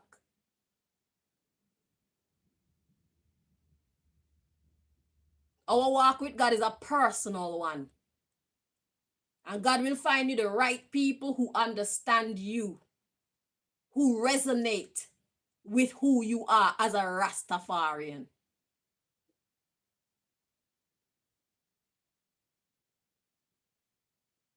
So if you start to find yourself and the people that you're around no longer accept you, it's okay. It's probably mean it's time for you to go. It's time for you to be who God called you to be, so we can make the kind of impact on the world that God created us to make.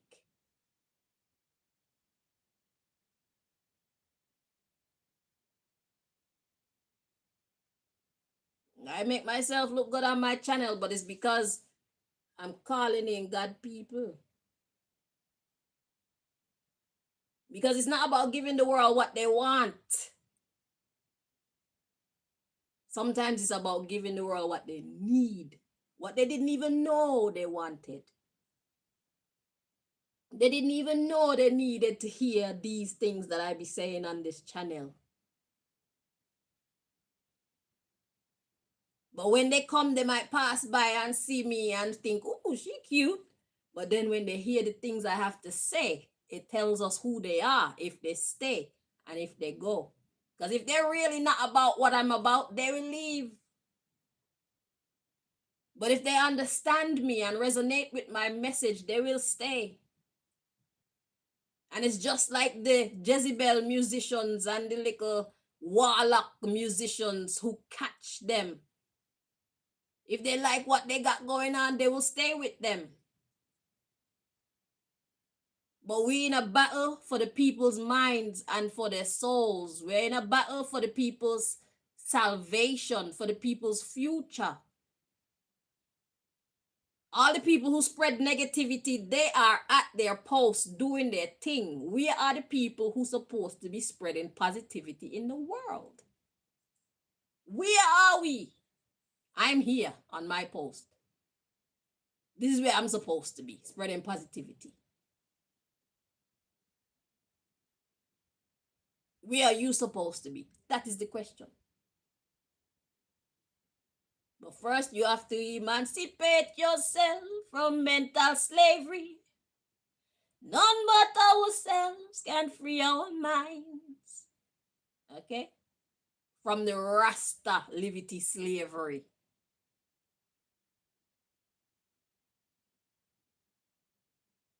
You've been desiring more because you're supposed to be doing more. You've been desiring something different because you're supposed to be doing that different thing, as well as whatever you doing. Because personally, I love my long skirts. I even love my veil and everything. I love it. But there's a time and a place. Right now, I'm on the stage. So I'm here to attract the masses. And then when they hear my reasoning, who want to stay will stay. Soul connection.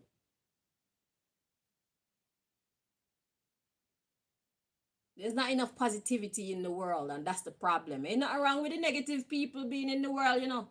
But you need to have the positivity to counteract that so people know that they have a choice.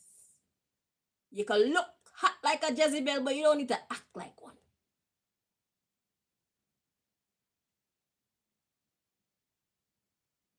You could be sexually appealing like a Jezebel, but you do not have to act like one. You don't have to make yourself available to these men as though you are a Jezebel. That's the difference. Just by that example, you give somebody else strength to know that, yeah, I can make myself look good, but it don't mean I have to pay attention to you or you or you. I don't care if you like how I look. Thank you for the compliment. Have a nice day.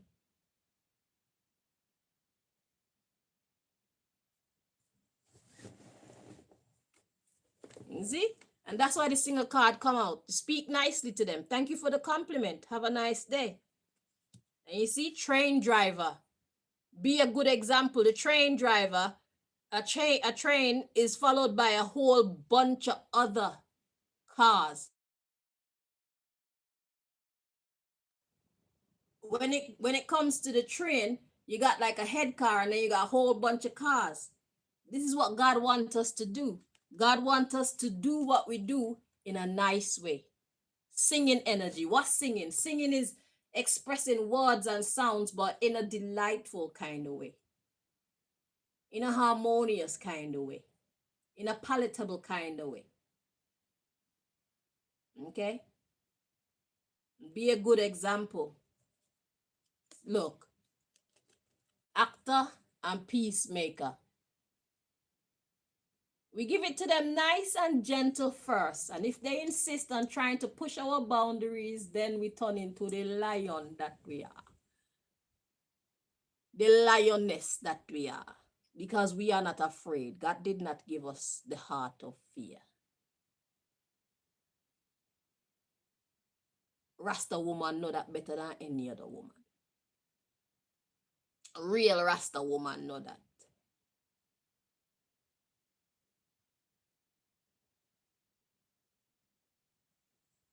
So we to be peacemakers and teachers, positive role models.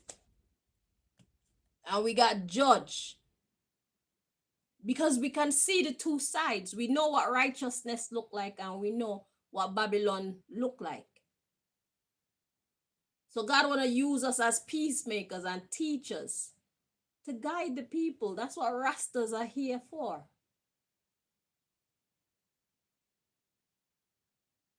Through our own example. Not everybody belong on a stage, but even right where you're at, be yourself.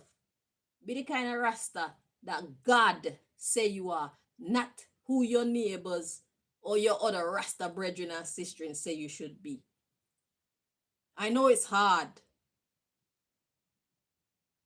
but God can give you the strength to stand for what you believe in. Or else you're living somebody else's life. You're not living the life that God has called and created you to be. If your sister still wants to stay in a she long skirt, let her. Because maybe she don't have the kind of charisma that you have. There's a reason why God is calling you to show a little something. You know? Let live. Live and let live. Stop being who other people expect you to be and try to start being who you. And you're gonna lose some friends. You're gonna lose some Rasta brethren and some Rasta sister, and you're gonna probably lose your Rasta credibility in the eyes of people. But you know who gonna big you up? God. Rastafari gonna say, well, finally, especially if you're a woman, Empress Menen, we need women representing morality in this world. We don't belong hiding somewhere.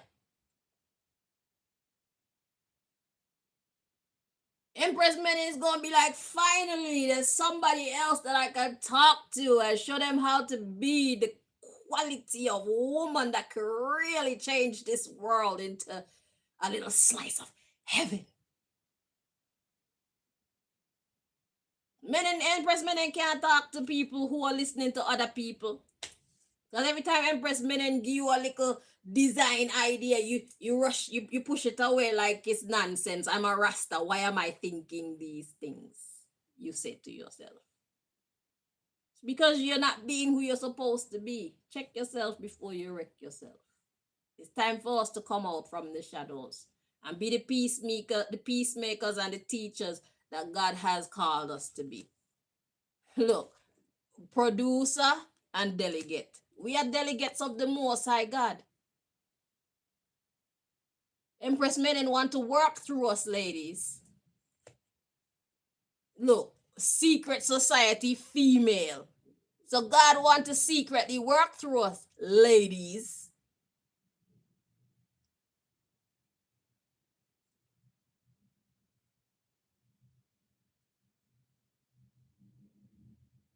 And gentlemen. Look, comedian male. Yeah, these Rasta man are kind of a joke, bruv. A lot of these Rasta man are like jokers. I'm sorry, but it's the truth.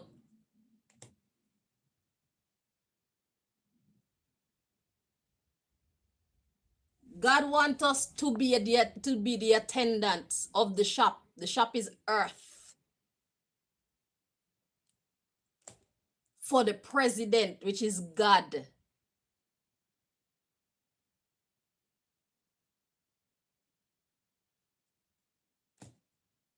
We want to lock that in. Lock Tishon. We want to lock in our vice presidency. God is the president, we the vice president. But we're not being who God wants us to be. Look, we God's baby.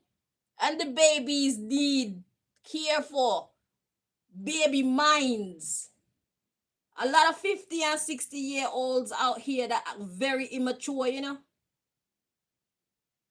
50, 60, 70, 80, 90 years old and still act immature. We are needed. We Rastas, we have a place here. The young need us, the middle age need us, and the elders need us. Those who can't find their way. Rasta people are caring people, but we're also soldiers. Which one does the world need? That's which one we're going to be at any point in time.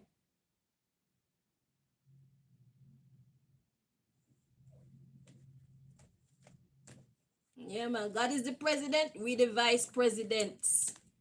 But we listening to each other and trying to live up to each other Rasta expectation rather than living up to God. We call ourselves Rastafarians, yet we ignore Rastafari. Talk with God, man. Talk with God like how I'm talking. Even in your mind, just talk with God. Ask God questions.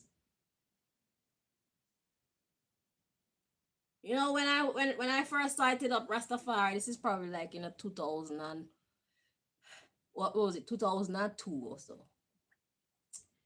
I used to talk to Emmanuel, right? The Bobo, Emmanuel, high priest. In my mind, okay, not in a real life. I've never seen him in a real life, not to my knowledge anyway. But I used to commune with God all the time in my mind because to me it's like God is a person. It's like you walk with your brethren, you can ask your brethren questions. So I've had this vibe where I communicate with God telepathically all the time. But then I got to one point one day and I was like, God, if this is really you, make it real right now.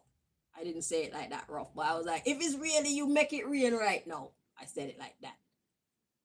And I hear about 5 drops of rain, just 5 little drops of rain drop on the galvanized, because I was in Montserrat, so you got like the metal windows, the galvanized windows, 5 little drops of rain. I was like, all right, just checking. Okay, talk to God. And so began officially me and God's relationship in talking to each other. Okay? You can talk to God. God will give you the answer straight up sometimes. Sometimes you might be sent on a mission where the answer will eventually be revealed to you, because God has its different ways of how it communicates with us at any point in time for whatever reason it chooses. Because we're always growing, we're always evolving. So if you ask God something and it don't answer you right away and something else happen, follow the path. God is up to something. Okay? So sometimes you might talk to God and God respond to you. You can hear God's voice in your mind. And if you're not sure, if you think somebody else is playing with you, because you got other humans out there who can connect to us telepathically as well. So if you want to communicate with God and you don't want to be infiltrated, okay, and thereby misguided in thinking that you're talking to God when you're actually talking to somebody, some little idiot, then you need to clear the airways. That's why I said that prayer, dear Lord, please block anybody trying to interfere with this reading. So when I'm communicating with God, I say, Most High, please block anybody trying to interfere with our communication as you guide me towards, or as you tell me, or we talk about that, whatever we're talking about. Clear the airways first. Because especially if you're on Babylon's radar, they got magicians out there ready to infiltrate and corrupt or confuse us. Spiritual warfare. That's what we're up against right now. So welcome to the next level. Next level, improved you. Talk to God and get the details of what your next level character look like and be like. Because the world needs us. God is waiting on us so that God can work through us. Because the world needs us. We are our brothers and sisters' keeper. But negativity is out in the world full force, and positivity is hiding away. Being a good little Rasta. Quote unquote, good little Rasta. Without consulting Rastafari, you know. We learn how to be Rastas from each other.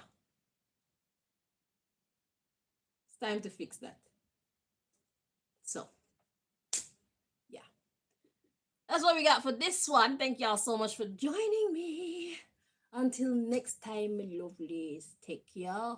Take care. Take care. Okay? And I look forward to that much brighter future. Because life is what we make it. We're going to make it great, man. Heaven on earth. Yeah, we doing that. New world order. We is the new world order. Okay, this is the new way of doing things from now on. We no longer gonna be disrespecting each other.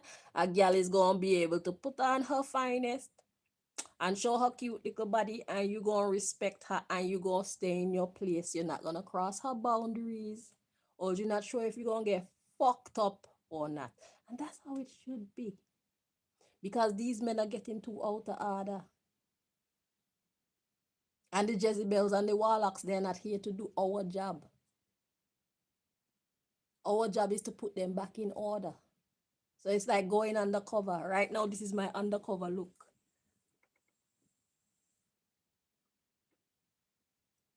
I look approachable, but make sure when you're approaching me, you're approaching me correctly, or else I will correct you.